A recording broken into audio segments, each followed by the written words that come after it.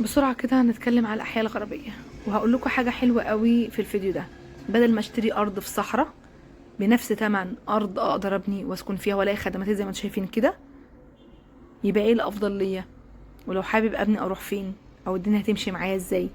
هنتكلم في كل التفاصيل ده في الفيديو ده. الأول ما حطش لايك وحط لايك، لو ما اشتركش في قناتنا يشترك فيها، فعلوا الجرس واعملوا شير الفيديو عشان اكبر عدد يستفاد. لو مش متابعينا على الفيسبوك تعالوا على الفيسبوك ايناس السعيد.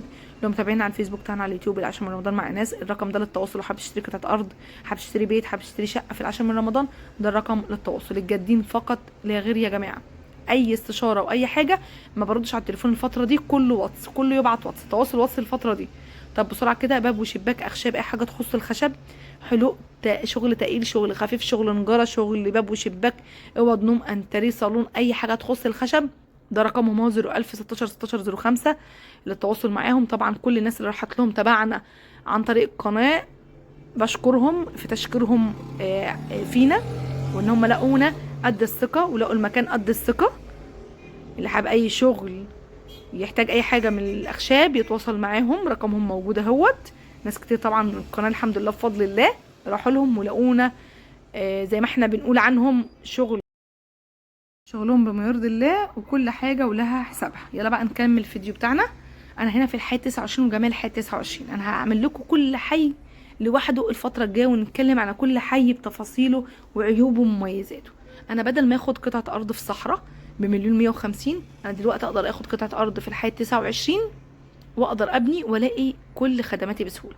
ده شغل المبنى دوت شغل المكتب الهندسي بتاعنا، اتفرجوا عليه. شغل باشمهندس احمد يستاهل هو كمان الشكر، لان شغله ما شاء الله زي الفل. طبعا في ناس متابعانا كتير شغاله مع الباشمهندس احمد. اللي حابب اي مكتب، اللي حابب يتواصل معانا عشان المكتب الهندسي، ده الرقم هو، تواصلوا معايا على الرقم دوت، هيبقى العقاري والهندسي. اتفرجوا بقى على المبنى كده وانا هتكلم لكم كلمتين وافهموا انا بقول ايه، وركزوا عشان ما يجيش بس في الكومنتات تسالوا في حاجه انا اكون كاتباها في او اكون قايلها في الفيديو. هتكلم دلوقتي على حي 29، حي 28، حي 30. الثلاث احياء دول فيهم لسه اراضي فاضيه، فيهم نسبه اراضي فاضيه، والاكتر دلوقتي 29 وال 30. يعني انا اقدر اشتري قطعه ارض بسهوله، اقدر اشتري قطعه ارض بسهوله وابني. الحي 29 وحي 30 في مول مبني في اول الفاصل ما بين الحيين دول، هيشتغل، وكل الناس كلها اصلا يعتبر اشترط فيه، فهيشتغل قريب جدا. اول ما يشتغل هينقل الاحياء دي، الحيين دول نقله تانية. ليه بقى؟ فيهم خدماتهم كده كده، هم حيين اصلا فيهم اسكان اجتماعي. 29 و 30 فيهم اسكان اجتماعي، يعني خدماتهم شغاله، يعني مدارسهم شغاله، وحده صحيه شغاله، دروس شغاله، سيرفيسي شغال بيلف المجاورات كلها جوه الحي. السيرفيس بيلف من اتجاهات الاسكان كله، فكده بالتالي بيدخل لاخر الحي في الاسكان الاجتماعي اللي هو القطعه 209 و 276. يعني سيرفيسي شغال، مدارس شغاله، كل خدماتي شغاله. حتى كمان انا لو مسافر او انا هبني وهسكن ولادي ويسكنهم، وانا ابقى مطمن انا وولادي في مكان، يبقى هنطلع على الاحياء الغربيه. الاحياء الغربيه دلوقتي سعرها عد مقارب للاحياء الشرقيه، بالعكس ده في قطع في الاحياء الشرقيه اغلى من الاحياء الغربيه. اللي يروح الاحياء الشرقيه دوت الناس اللي هين، ان الواحد اللي معاه فلوس ومعاش الا المبلغ ده بس، مش معاه فلوس يبني، وقدامه 3 4 سنين عما يروح العاشر. لان الاحياء الشرقيه قدامها 3 سنين بالظبط عما يبقى فيها خدمات زي الاحياء دي، وعما تلاقي فيها روح زي الاحياء دي. انا كمان ما جبتش لكم الحي من اوله، هصوره لكم من اوله، بس لو رجعتوا على القناه في الفيديوهات هتلاقوني مصوره لكم الحي 29 كله من اوله لاخره. نسبه مباني فيه عاليه جدا، نسبه سكن فيه حوالي 50%، ممكن نقول 50%. ده ولسه كمان علشان فترة السماح بتاعتهم خلصت. بس عشان تشتري قطعة أرض في الأحياء دي بشرط، عشان تشتري قطعة أرض في الأحياء دي بشرط. الأحياء دي آخر فرصة الجهاز كان مديها لهم كانت 1/9، 1/4.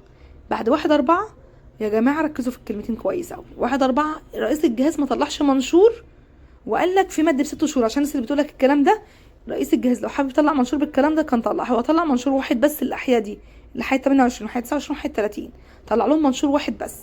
اي حاجه او اي كلام بيطلع من الجهاز، رئيس الجهاز مشهور بيطلع منشور بقى عشان يبقى يكون الكلام ده الفعل، وده اللي هيمشي وهيتنفذ. طلع ايه بقى؟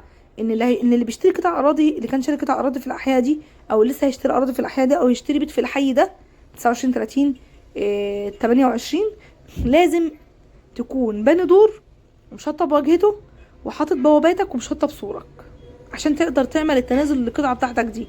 عشان تقدر تعمل تنازل لقطعة الارض بتاعتك دي.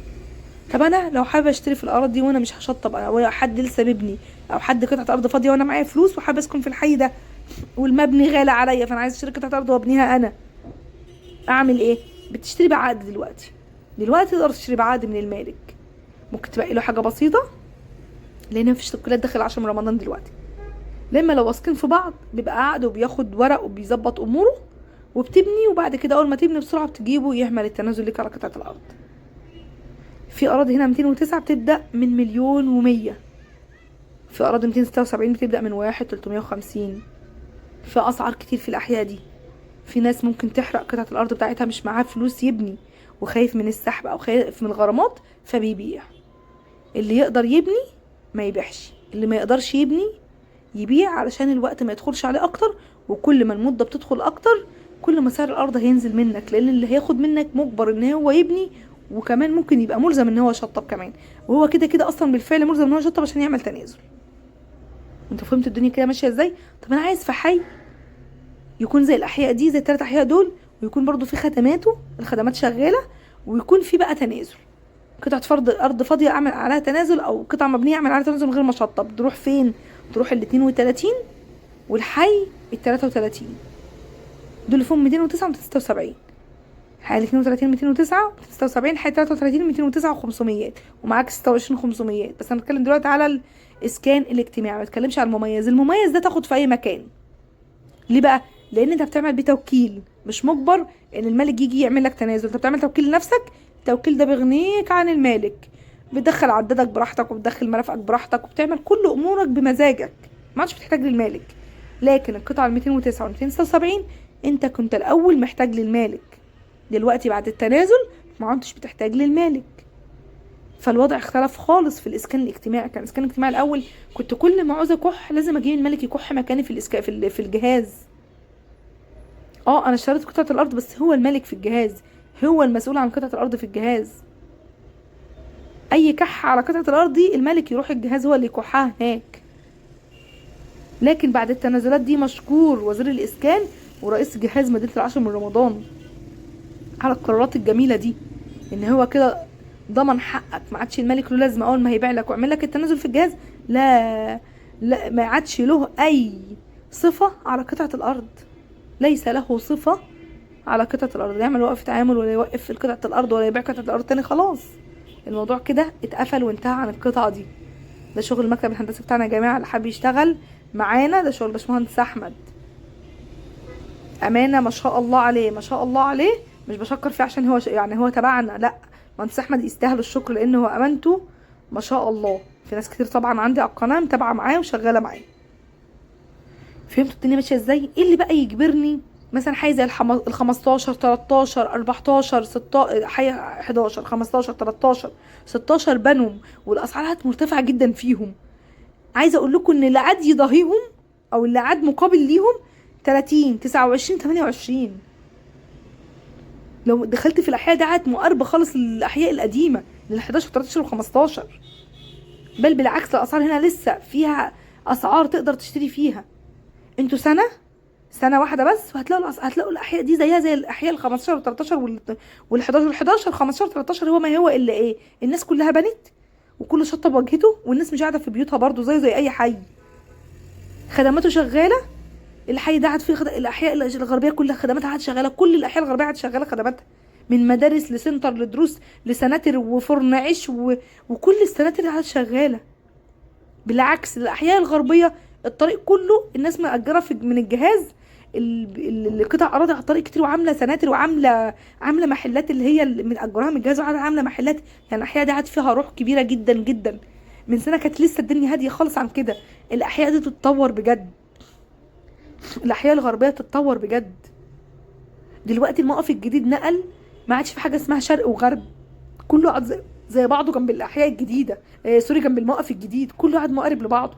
بالتوفيق للجميع، يا رب اكون فدتكم. حطوا لايك، اشتركوا بقى في الصفحه اللي صفحه الفيسبوك، ولو متابعينا على اليوتيوب اشتركوا في قناه اليوتيوب واعملوا مشاركه الفيديو. انتظرونا في سلسله فيديوهات نار الفتره الجايه، واي حاجه عايزين اصورها لكم واتكلم عنها في الكومنتات واتكلم عنها الايام الجايه اكتبوا لي في الكومنتات، واحنا هنتكلم عن كل اللي انتوا عايزينه.